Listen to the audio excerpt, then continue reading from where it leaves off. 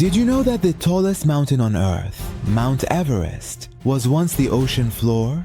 It's hard to believe, but fossils of marine creatures have been found in the rocks at the highest point on Earth. Yes, even higher than the clouds. Up there, where people need oxygen tanks just to breathe, there are traces of the sea. But what happened that turned the ocean floor into the roof of the world? In this clip, we're going to uncover the great secret behind the birth of Mount Everest, one of the world's biggest natural mysteries.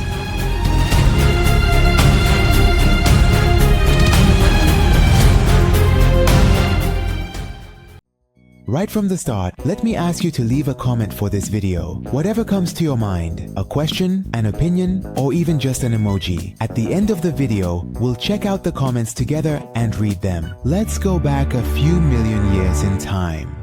Back then, as you can imagine, the Earth indeed looked very different from how it does now. There were oceans that no longer exist and continents that hadn't yet found their place. During this era, something happened that would later change the world. A massive continent called India, I mean the same subcontinent we know today, it began to move. Of course, I don't mean it literally got up and started walking on its own. Here, in this context, we're actually talking about a fascinating phenomenon in geology known as tectonic plate movement.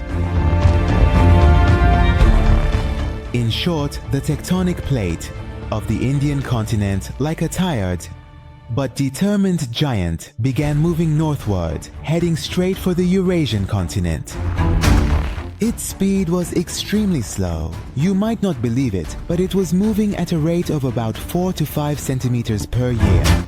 But when something as heavy as a continent moves at a speed of just a few centimeters per year, the immense energy it stores within itself can create a mountain of incredible grandeur.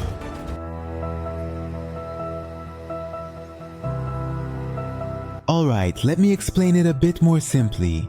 Imagine you are a solid rock, several kilometers underground, under thousands of tons of pressure. No light, no sound, just absolute darkness and a weight that crushes you more with every moment.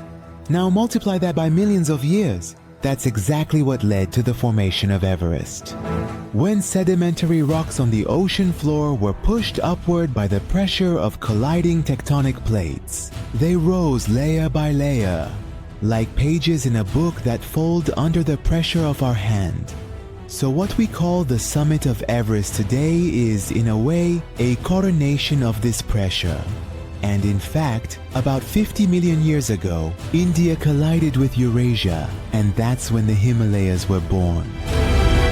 Of course, you know that about 300 million years ago, all the continents we know today, Asia, Africa, Europe, America, Australia, and Antarctica, were joined together, forming a massive supercontinent. But over time, this great landmass, called Pangaea, gradually cracked and broke apart, eventually taking the shape of the continents we see today. This event happened 200 million years ago, but it was about 50 million years ago that the Indian plate collided with the Eurasian plate. In other words, Mount Everest formed about 150 million years after the breakup of Pangaea. I should also mention that these two continents are still moving closer together, which causes the tectonic plates to shift and shows that Everest is still growing. Now,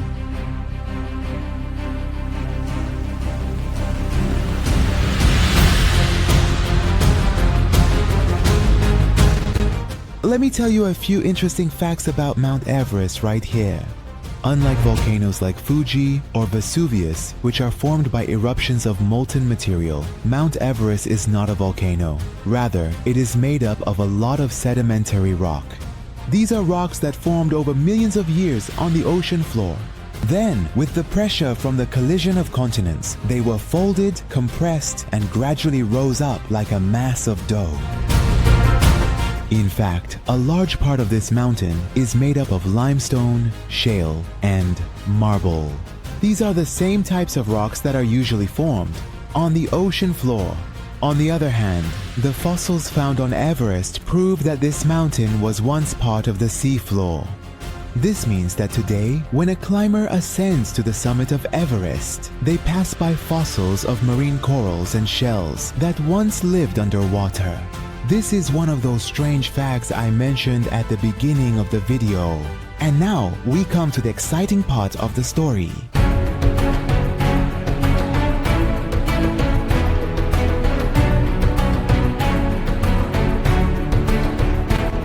The movement and displacement of Mount Everest still hasn't stopped.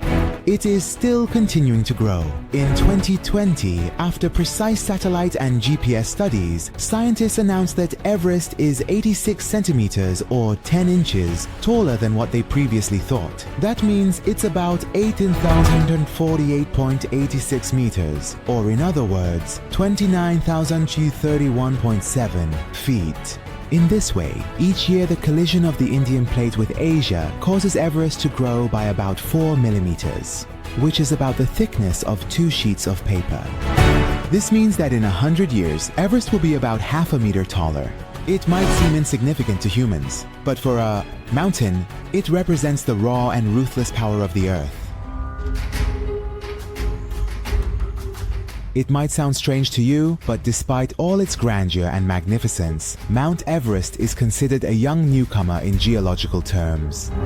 You heard that right. Even though the formation of the Himalayas began about 50 million years ago, that number is actually quite small on a geological scale.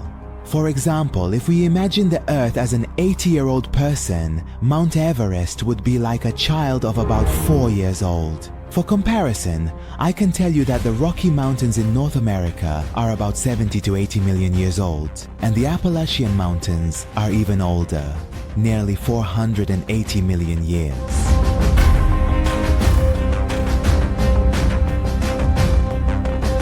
But besides scientific explanations, there are also stories about Ursa.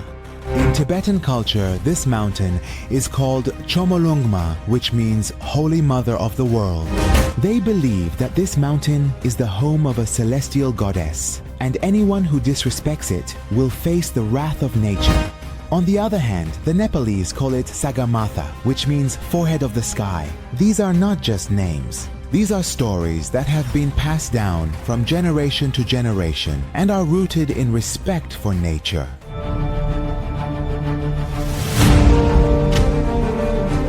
Now, let's talk about the different theories regarding the formation and destruction of mountains. One interesting theory says that just as mountains are formed, they can also be destroyed.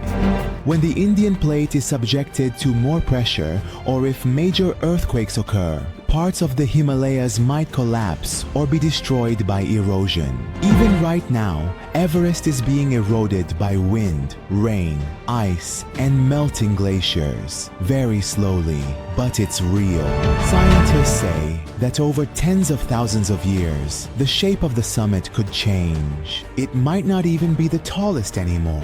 But earlier we said the mountain is growing, and here we said it's being eroded. It's possible that both of these processes are happening at the same time, but which trend dominates depends on time, the intensity of tectonic pressure, and the rate of erosion. Mount Everest is not just a geological phenomenon. It's a fascinating intersection of science, history, nature, and adventure. In 1953, Edmund Hillary from New Zealand and Tenzing Norgay from Nepal were the first people to officially set foot on the summit of Everest. Since then, thousands of people have tried to conquer the peak. Some have succeeded, while others have lost their lives. Every ascent has its own story. In fact, every climb is a battle with a lack of oxygen, 200-kilometer winds, deadly glaciers, and an altitude where the human body gradually starts to die. But it's interesting to know that there's an even more special area on Everest called the Death Zone, which is above 8,000 meters, or about 27,000 feet. Up there, the oxygen is so scarce that even at rest, the body starts to waste away. You might ask, the Earth is full of mountains, so why does everyone talk about Everest? Because it's the tallest. In fact, its very height has made it a kind of contact line between the sky and the earth. A point of no return. A place where we want to understand how nature creates something this astonishing. By studying the rocks and fossils of Everest, scientists have been able to uncover what the Earth looked like millions of years ago. Now, Everest is like a geological archive, holding within it information that no laboratory or computer has yet been able to replicate.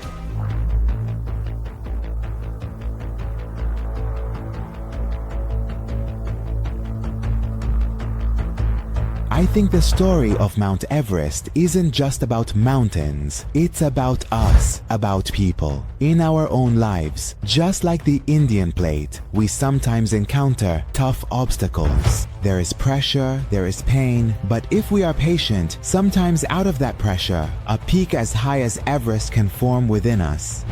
Everest is the result of millions of years of movement, pressure, and the Earth's struggle with itself. It's a reminder that even in nature, great things are built very slowly and with long patience. From a stone at the bottom of the ocean to a peak that touches the sky, Everest is not just a mountain for us, it's a life lesson. So always keep this point in mind.